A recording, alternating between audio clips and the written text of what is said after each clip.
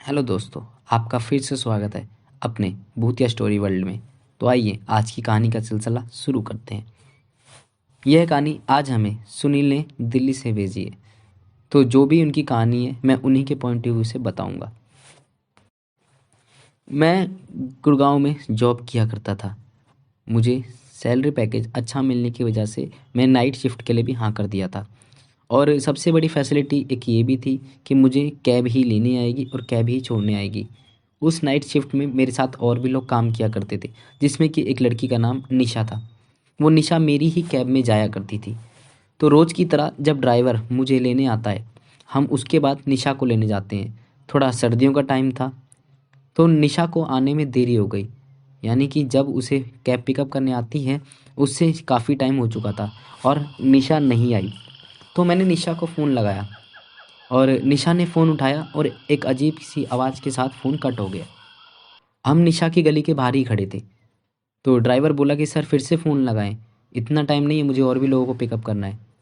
तो मैं जैसे ही निशा को दोबारा फ़ोन लगाया, फिर से एक अजीब सी आवाज़ के साथ वो फ़ोन दोबारा से कट हो जाता है। इस बार ये आवाज़ ड्राइवर ने भी सुनी थी। तो ड्राइवर बोलता है कि सर कोई ख़तरा तो नहीं है, क्या हम चल कर के देखें? तो मैं और ड्राइवर दोनों ही गाड़ी से उतर कर उसके घर की तरफ बढ़ने लगते हैं। तो उसकी गली के कुत्ते हमारे पर भौंकना शुरू कर देते हैं। पर एक अजीब सी चीज़ ये थी, हम देखते हैं कि वो कुत्ते हमें नहीं, हमारे साइड में देख कर के भौंक रहे हैं। यानी कि जब हम कुत्तों को क्रॉस कर रहे थे, तो वो कुत्ते जो है पीछे भी भौंक रहे थे, तो साइड में होकर के भौंक रहे थे। यानी मानो जैसे कि उन्हें कोई भगाने की कोशिश कर रहा हो। तो हम जैसे ही आगे बढ़ते हैं, निशा के घर पहुंचते हैं। तो हम निशा के घर के बाहर जो है डोर बेल बजाते हैं, तो हमें कोई भी रिस्पॉन्स नहीं मिलता, यानी ना कोई दरवाज़ा खोलने आता है। और 5 मिनट लगभग ऐसे ही करने के बाद एक पड़ोसी उनका, जो उनके घर के साथ वाला था, वो उठ करके आता है, बोलता है हाँ भाई कौन चाहिए। तो हम बताते हैं कि हम निशा की कंपनी से हैं, उसके साथ जॉब करते हैं और हम कैब से उसे लेने आए थे। पर रोज़ की तरह निशा नहीं आई। उसे फ़ोन किया तो एक अजीब सी आवाज़ के साथ फ़ोन कट गया, जैसे मानो कोई रो रहा हो। तो फिर उनका पड़ोसी बोलता है, क्या आप पागल हो, दिमाग तो ठीक है आपका? किसे लेने आए हो? यहाँ कोई नहीं रहता, आप ध्यान से देखो गेट पर ताला लगा हुआ है। तो जैसे ही ड्राइवर और मेरी नज़र दरवाजे पे पड़ती है, तो हम थोड़ी देर पहले ही हमने देखा था गेट मतलब बंद था, बस उस पर कुंडी लगी हुई थी।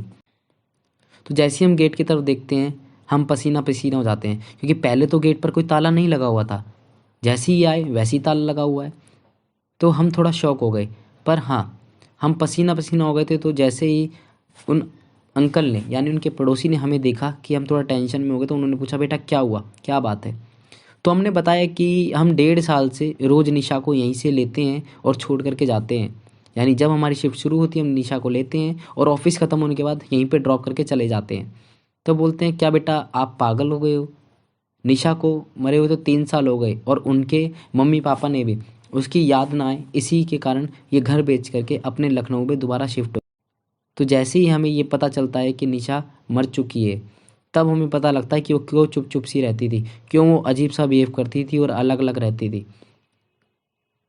तो हमने वहाँ से निकलना ही ठीक समझा। कुछ दिन बाद हमें पता लगा कि ड्राइवर भी बीमार पड़ गया है।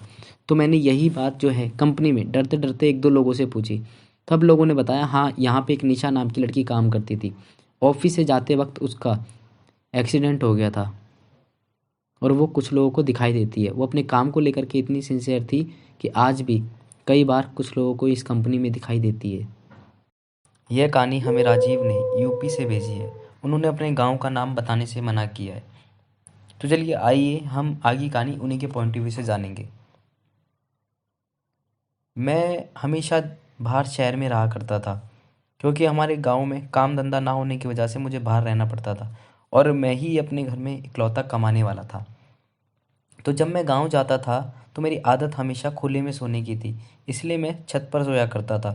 गांव में जब मैं जाया करता तो मैं छत पर ही सोया करता और मैं खाना भी छत पर ही खाता था। शाम होते ही मैं अपनी छत पर चढ़ जाता था और घंटों घंटों मोबाइल यूज़ करता था।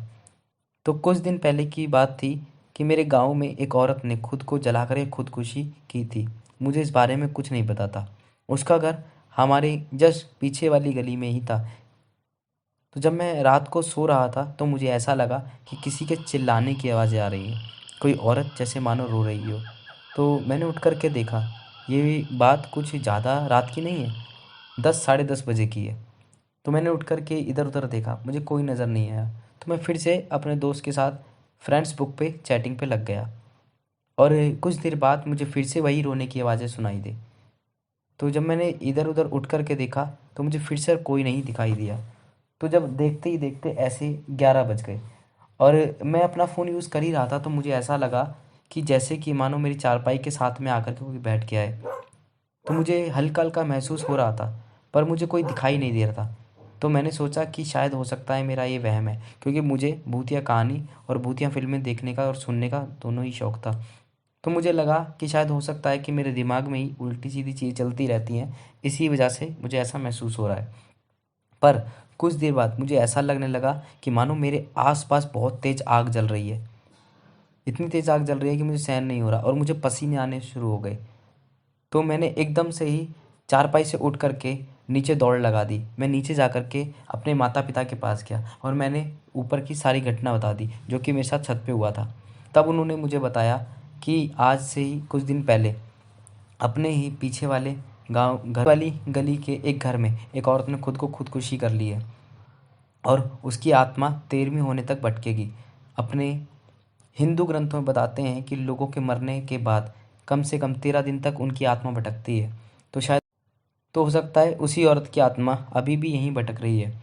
तो मेरे माता-पिता ने मुझे ऊपर सोने से सख्त मना कर दिया और अगले ही दिन एक पंडित जी के पास मुझे ले जा कर के झाड़-फूँक किया और मुझे एक धागा भी बाँध दिया।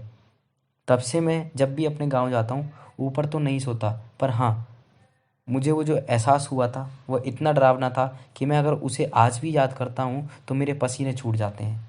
देखा मैंने कुछ नहीं था, पर हाँ, वो महसूस करते ही मेरी साँसें तेज़ होने लगती है। शायद हो सकता है कि मेरे कुछ अच्छे कर्मों की वजह से उस आत्मा ने मुझे उस दिन कुछ नहीं कहा।